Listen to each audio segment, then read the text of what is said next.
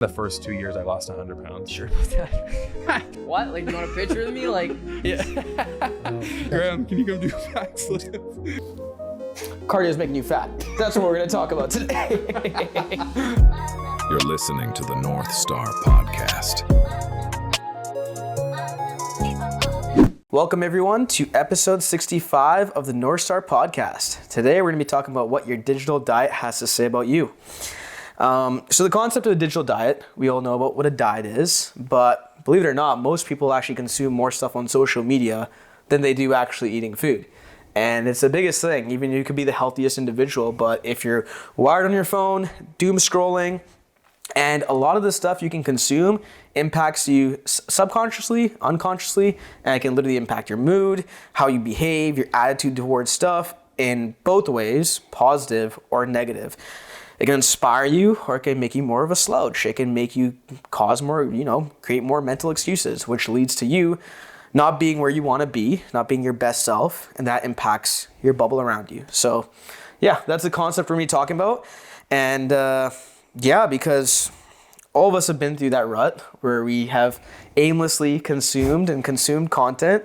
Doom scrolling, and I like to see it as like a frequency. So like a lot of stuff, especially with social media, big thing is I hate the explore page because, man, it can always just show you just one random thing that just gets you in a rut, and it's always like a bait thing. Like I find with the social media, like with the way with algorithms set up on social media, there's always bait. Most guys can relate to this, for example, is like, man, like, how many times you open up your scroll page and you just randomly see like a half-naked girl just popping up there? Why do they do this? It's a bait just to get you on. And like we all know it's an uncomfortable conversation, but with there's like a lot of issue with guys with like stuff with porn and stuff like that, with addictions, and it screws it up. I see it a lot with younger people.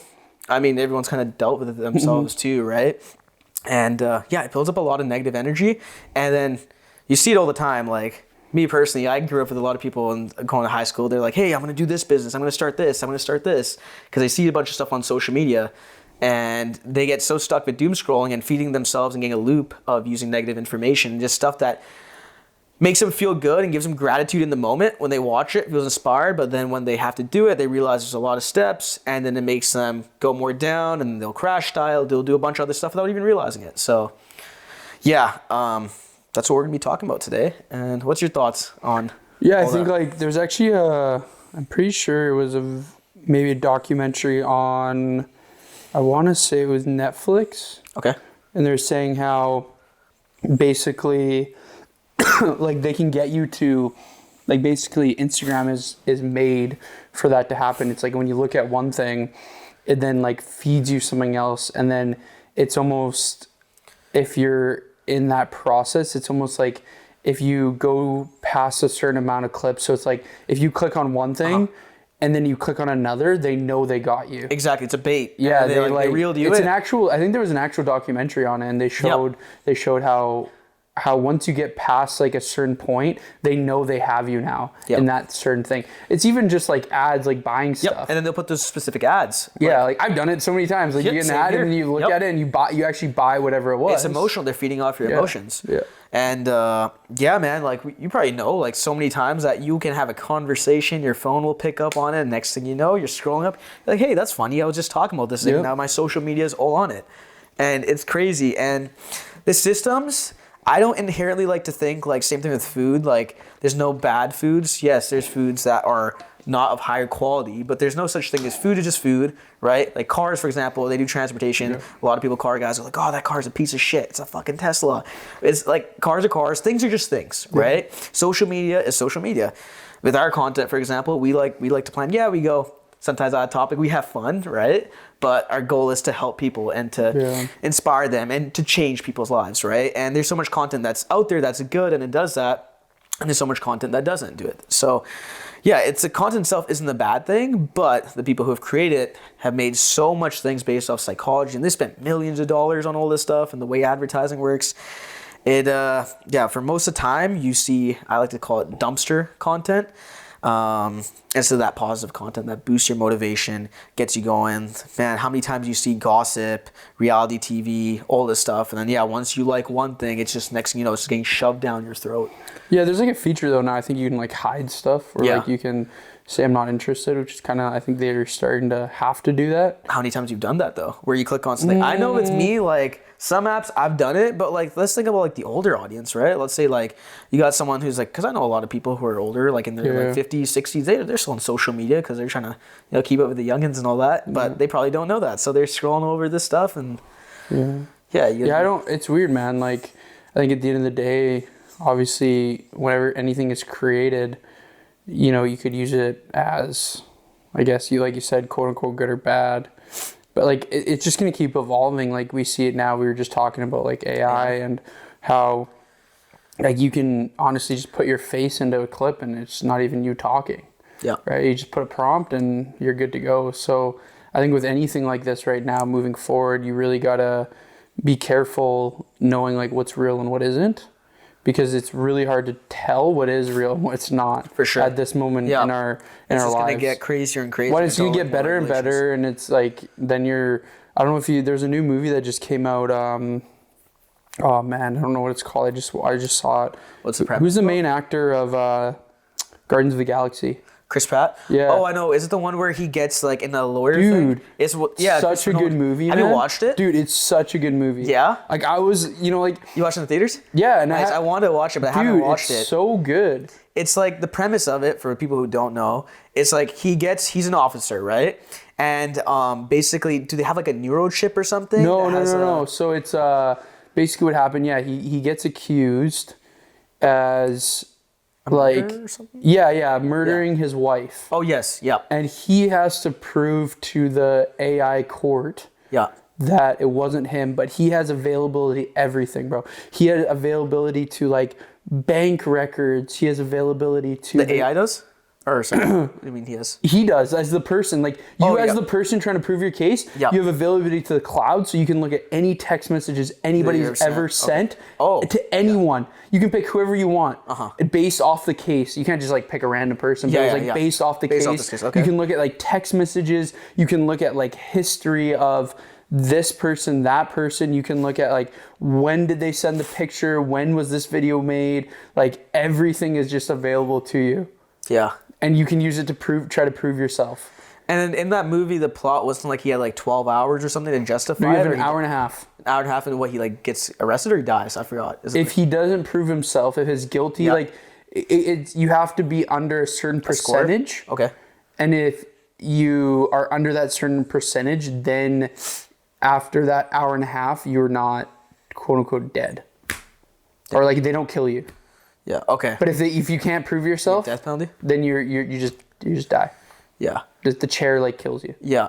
Dude, it was like crazy because like I was like, dude, if you think of it, all that stuff is available. Mm-hmm. And it's like if you think of like all the things that you've ever done, or since technology's been around, like you can access anything, and you can you could ask it like, okay, this person, like how many people had this conversation with this person, or like how many times did this person text this person, and you can see their text messages.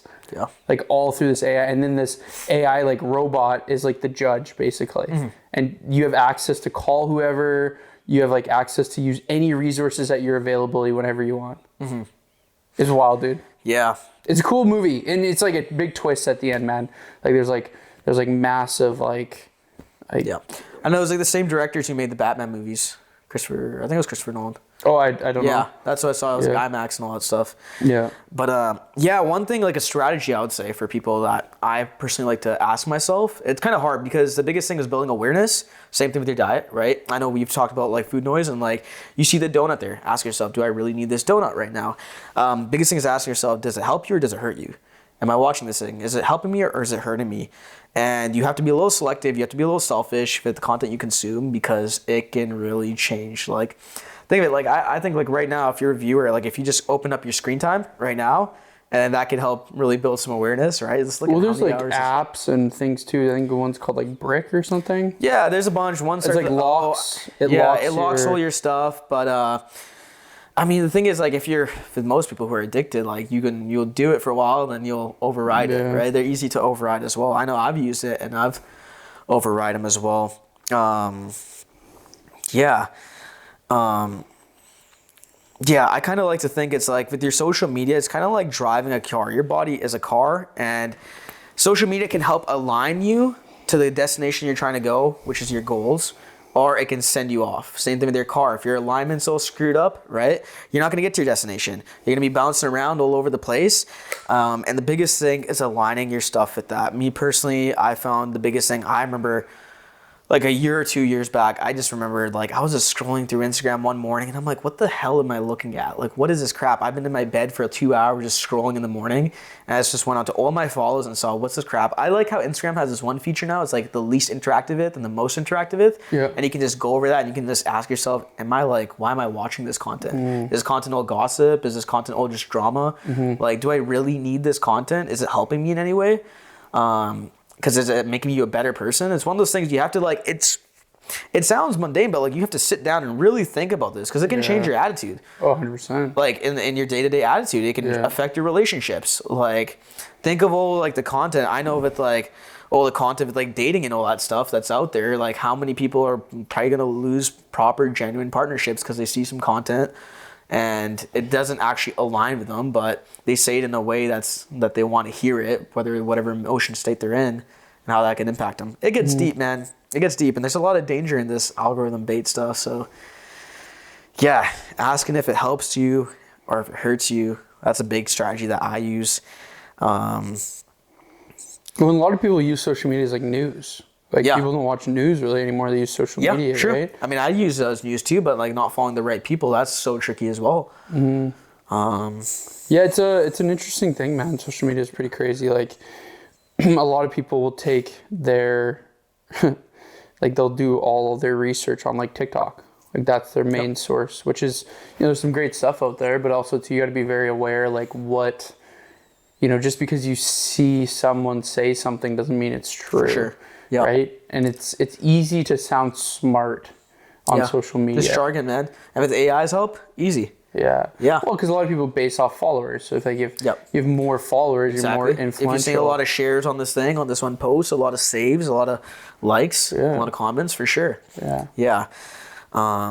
I always like to ask too, it's like, okay, we're coming to 3 months in 2026. How many books have you read? It's like, you can see how much, you can ask someone the same questions. Like, they won't have the answer of how many books they've ever read or how many hours they spend on social media. I don't read much, to be honest. Not a bad thing. I mean, like, yeah, if you're like doing stuff, for example, you're a busy entrepreneur, you have a lot of things you're going on, but like, let's talk about the person who's just starting, right? Yeah. Well, it's tough because it's like, you hear all these, like, going based off of this applies in a way. It's like you hear all these people, like, your morning routine, and we've talked about this before, like what you should be doing and all this stuff. And I think a lot of people see that and they think they need to do those things to be successful. And then they'll become successful.